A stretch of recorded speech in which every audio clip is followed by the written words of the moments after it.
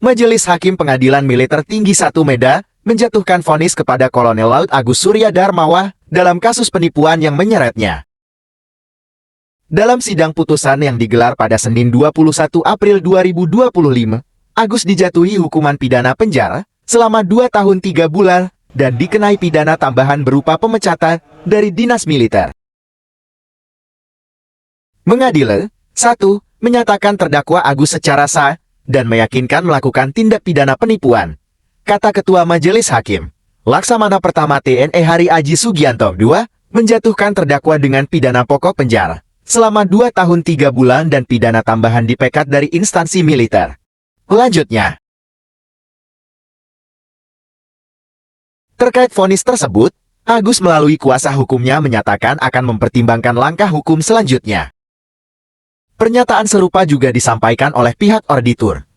Berdasarkan informasi dari laman Sistem Informasi Penelusuran Perkara SEPP Pengadilan Militer Tinggi 1 Medan, kasus ini bermula pada Juni tahun 2018. Saat itu, Agus menawarkan peluang investasi kepada 2 warga Batam, yakni Hendry dan Hendel. Ia mengaku memiliki bisnis jual beli bahan bakar minyak BBM dan menjanjikan keuntungan sebesar 40-50% dari modal yang ditanamkan. Tergiur dengan keuntungan yang dijanjikan, Hendry dan Hendra menyerahkan dana investasi sebesar 5 miliar rupiah.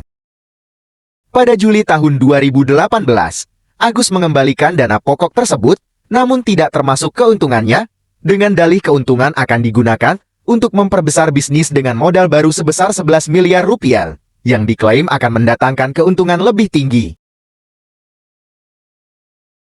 Kedua korban kembali tergoda dan menyerahkan tambahan dana sebesar 10,75 miliar rupiah pada Agustus tahun 2018.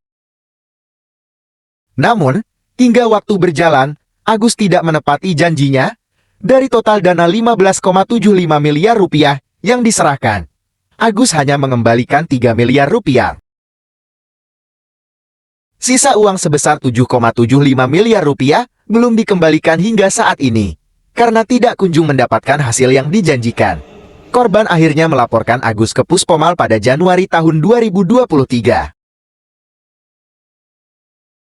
Proses hukum pun bergulir hingga akhirnya berujung pada vonis pidana dan pemecatan dari militer.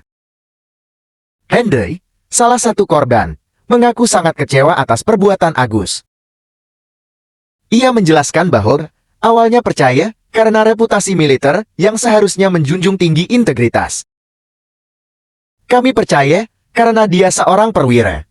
Tapi kenyataannya, kami malah dirugikan miliaran rupiah, ujar Hendry. Kasus ini memicu perhatian publik, terutama setelah muncul kabar bahwa terdakwa sempat akan dipromosikan naik pangkat.